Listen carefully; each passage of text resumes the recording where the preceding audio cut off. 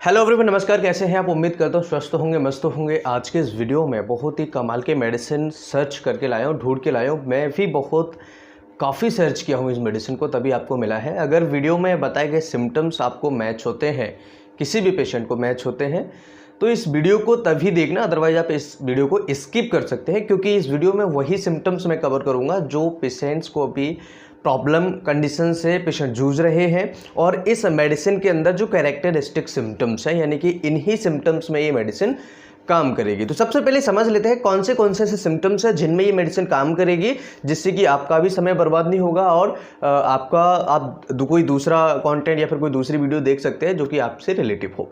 तो यहाँ पर सबसे पहले समझ लीजिए कौन सी बीमारियों में कौन से सिम्टम्स में ये मेडिसिन काम करेगी। जिन पेशेंट को लगता है मुझे खांसी है, ड्राई कफ है, टिंगलिंग कफ है, गैप्सिंग ऑफ ब्रीथ है, या उसको लगता है कि मेरे फेफड़े कम काम कर रहे हैं, ऑक्सीजन लो जा रहा है, साइनोसिस है, सांस लेने में तकलीफ है, काफ़ी सारी बीमारियों में थोड़ा बहुत चलने फिरने पर उसको लगता है कि मुझे बहुत ज़्यादा समस्या हो रही है, चेस्ट हेवीनेस हो रहा है, चेस्ट में दर्द होने लगता है, तो ऐसे सिचुएशन में मेडिसिन बहुत ही कारगर है। और ब्लडी अगर उनको बलगम आता है, यानी कि बलगम के साथ में खून आता है, तो बहुत अच्छे रिजल्ट्स इस मेडिसिन के आपको देखने को मिलेंगे। जिनको लगता है कि मेरे गले में बहुत ज़्यादा बलगम इकट्ठा हो जाता है, जिनको लगता है कि उनको सांस लेने में तकलीफ हो रही है, जिनको लगता है कि उनके हाथ पैर कभी कभार थोड़े बहुत नीले पड़ जाते हैं, सुन्न टाइप के हो जाते हैं, जिनको लगता है कि मैं बैठा हूं तो मुझे आराम है और जब मैं चलने फिरने लगता हूं तो मुझे समस्या होने लगती है, मेरी समस्या बढ़ जाती है, मुझे थोड़ा बहुत एक्सरसाइज करने पर या मुझे थोड़ा बहुत चलने फिरने पर मेरे चेस्ट के चारों तरफ दर्द होना स्टार्ट हो जाता है। कई बार उस मरीज को बहुत ज़्यादा ड्राई कफ होता है, सूखी खांसी हो जाती है, कई बार पेशेंट को बेचैनी, घबराहट टाइप की होती है, और कई बार ऐसे पेशेंट्स को ब्लडी एक्सपेक्टोरेशन होता है, यानी कि उस पेशेंट को जो बलगम आता है साथ में कई बार उसको खून आ जाता है। तो ऐसे सिम्टम्स में ये मेडिसिन बहुत ही कमाल के रिजल्ट्स हैं, बहुत ही कमाल की मेडिसिन है। इसके अलावा बहुत सारे ऐसे सिम्टम्स हैं जो मैं भी नहीं बताया हूँ, डिटेल में आगे इस वीडियो में हम डिस्कस करेंगे। तो काफ़ी सारी ऐसी बीमारियों में, स्पेशली फेफड़ों की बीमारियों के लिए ये जो मेडिसिन है, बहुत ही कमाल के रिजल्ट्स इस मेडिसिन के मिलते हैं। और दोस्तों ये मेडिसिन जो है मैंने काफ़ी टाइम तक सर्च किया। आपने देखा होगा कल इवनिंग में मेरा वीडियो नहीं आया, क्योंकि मैं कल वीडियो नहीं बना पाया। उसका रीज़न ये था कि मैं इस मेडिसिन को सर्च करने में लगा हुआ था, और ये मेडिसिन जब मैंने सर्च की तो टाइम हो रहा था अप्रॉक्स 11 के आसपास, 11 बजे रात्रि में। तो मैंने सोचा कि अब अगर आपको वीडियो देता हूं तो फिर मुझे नहीं लगता है कि कोई मतलब निकलेगा,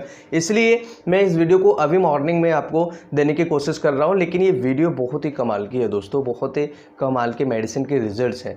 तो आइए जान लेते हैं ऐसी कौन सी बीमारियाँ हैं जिनमें ये पर्टिकुलरली काम करती है और बहुत अच्छे रिजल्ट्स देखने को मिलते हैं। तो जिन मरीजों को सांस लेने में तकलीफ होती है, तो देखिए सांस लेने में तकलीफ कई बीमारियों की वजह से होता है। क्या होता है कि कॉमनली अस्थमा का जो पेशेंट होता है उसको सांस जल्दी लेता है, पेशेंट बहुत जल्दी सांस लेता है। क्यों? क्योंकि उसके जो एयरवे है, जो हमारा सांस लेने का जो पाथवे है, वो कॉन्स्ट्रिक्टेड हो जाता है, उसमें ज़्यादा एयर उसमें बन नहीं पाती है ज़्यादा, तो पेशेंट सही तरीके से ऑक्सीजन नहीं पहुंच पाता है और जल्दी ज़्यादा सांस लेने की कोशिश करता है, जिससे कि फेफड़ों के अंदर ऑक्सीजन जाए। अब ऑक्सीजन नहीं जाएगा तो फिर उसके सिम्टम्स हमें शरीर पर देखने को मिलेंगे, जैसे साइनोसिस है, उंगलियां लीनी पड़ने लगेंगी आपकी, ठीक है, होंठ नीले पड़ने लगते हैं मरीज के। इसके अलावा काफ़ी सारी घबराहट, बेचैनी जैसे सिम्टम्स हमें देखने को मिलते हैं। कई बार पसीना आने लगता है और हम घबरा जाते हैं कि हमें कहीं चेस्ट की प्रॉब्लम तो नहीं है। दोनों ही प्रॉब्लम्स अलग है, चेस्ट की प्रॉब्लम अलग है, ये प्रॉब्लम अलग है, तो दोनों प्रॉब्लम्स अलग है। तो ऐसे मरीज़ जिनको सांस लेने में तकलीफ़ होती है, ऐसे मरीजों के लिए मेडिसिन बहुत ही कारगर है, बहुत ही अच्छे रिजल्ट्स इस मेडिसिन के मिलते हैं। साइनोसिस जो मैंने आपको बताया, साइनोसिस का मतलब होता है हाथ पैर नीले पड़ना, बॉडी का जो कलर है वो नीला पड़ना। तो ये सेंट्रल साइनोसिस होता है, एक पेरिफेरल साइनोसिस होता है। तो जो पेरिफेरल साइनोसिस होता है वो हमारी उंगलियां हैं, ठीक है, पैर की उंगलियां हैं, और जो सेंट्रल साइनोसिस होता है, जो हमारा टंग है, वो नीला पड़ने लगता है, होंठ हमारे हैं वो नीले पड़ने लगते हैं, ठीक है, मुंह के अंदर जो एरिया होता है वो धीरे धीरे नीले पड़ने लगता है। तो ये सेंट्रल साइनोसिस होता है। पेरिफेरल साइनोसिस जो हमारे हाथ की, पैरों की उंगलियां जो होती हैं वो नीली पड़ने लगती हैं। तो ऐसे पेशेंट्स में ये बहुत अच्छा उपयोगी है। कई बार पेशेंट को बहुत ज़्यादा ड्राई कफ होता है, सूखी खांसी होती है, और पेशेंट को सूखी खांसी होने के साथ में उसको जब पेशेंट बलगम बाहर निकालता है, और जिनको प्रोडक्टिव कफ होता है उन पेशेंट्स में ब्लड साथ आता है। तो देखिए, कफ दो तरह के होते हैं बेसिकली, कैरेक्टरिस्टिकली अगर हम बात करें तो एक होता है प्रोडक्टिव कफ और दूसरा होता है नॉन प्रोडक्टिव कफ। तो जो नॉन प्रोडक्टिव कफ है, इसका मतलब है कि उस मरीज को म्यूकस नहीं बन रहा है, बिल्कुल ड्राई कफ है।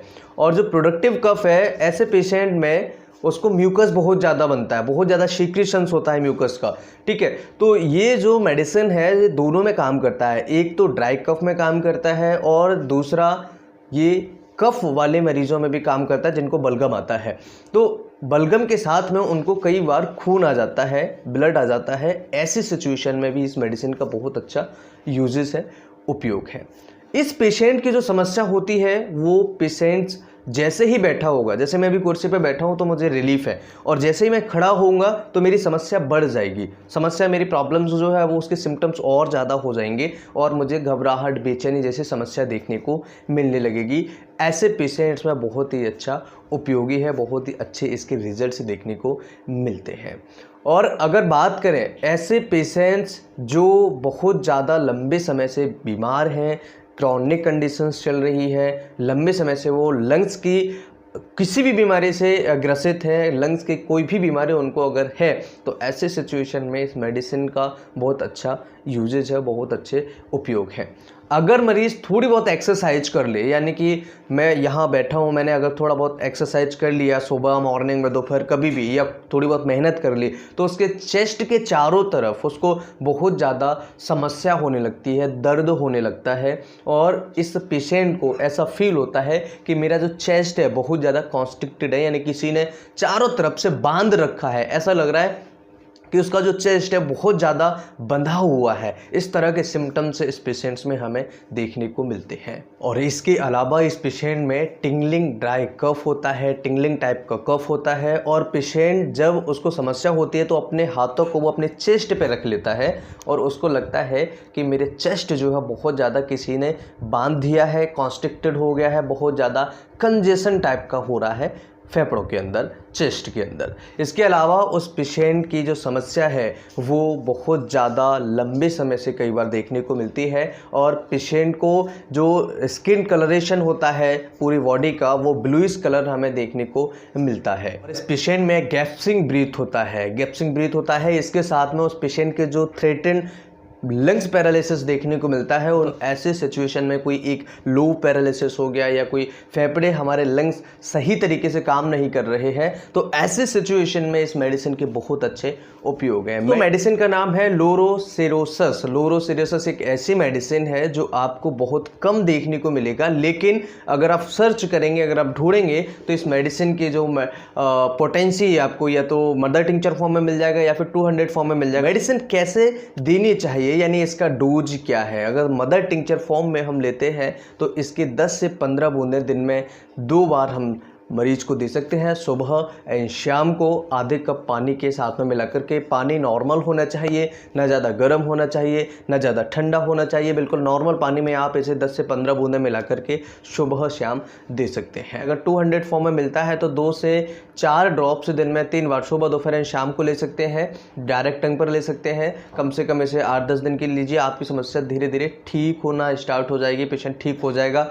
इसके साथ में हमें मॉनिटरिंग करनी होगी, हमारा ऑक्सीजन लेवल कितना है वो हमें प्रॉपर मेंटेन करना होगा। ब्रीदिंग हमारी कितनी है, यानी हम सांस कितनी बार ले रहे हैं, ये भी हमें मेंटेन करना होगा। इसके साथ में हमारा ब्लड प्रेशर मेंटेन करना होगा, इसके साथ में हमें पल्स हमारी मेंटेन करनी होगी। और अच्छे तरीके से इन सारी चीज़ों को मॉनिटरिंग करेंगे तो आपके जो लंग्स है, आपकी जो बीमारी है वो धीरे धीरे रिड्यूस हो जाएगी, आप रिकवर फॉर्म में आ जाएंगे। जिन पेशेंट को लगता है मुझे खांसी है, ड्राई कफ है, टिंगलिंग कफ है, गैप्सिंग ऑफ ब्रीथ है, या उसको लगता है कि मेरे फेफड़े कम काम कर रहे हैं, ऑक्सीजन लो जा रहा है, साइनोसिस है, सांस लेने में तकलीफ है, काफ़ी सारी बीमारियों में थोड़ा बहुत चलने फिरने पर उसको लगता है कि मुझे बहुत ज़्यादा समस्या हो रही है, चेस्ट हेवीनेस हो रहा है, चेस्ट में दर्द होने लगता है, तो ऐसे सिचुएशन में मेडिसिन बहुत ही कारगर है। और ब्लडी अगर उनको बलगम आता है, यानी कि बलगम के साथ में में खून आता है तो बहुत अच्छे रिजल्ट्स इस मेडिसिन के आपको देखने को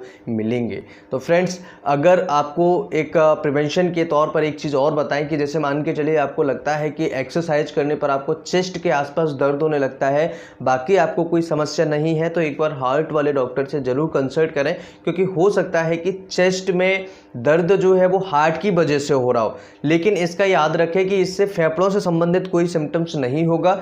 अगर नॉर्मल व्यक्ति है और उसको थोड़ा बहुत एक्सरसाइज करने पर चेस्ट में दर्द होना स्टार्ट हो जाता है और ये करीबन उसको 2-4 बार हो चुका है, तो ऐसे पेशेंट को एक बार हार्ट वाले डॉक्टर से ज़रूर कंसल्ट करने लेना चाहिए, क्योंकि हो सकता है कि ये जो प्रॉब्लम्स है वो हार्ट की वजह से हो रहा हो और आप कन्फ्यूजन में रहें कि ये फेफड़ों की वजह से है या हार्ट की वजह से है।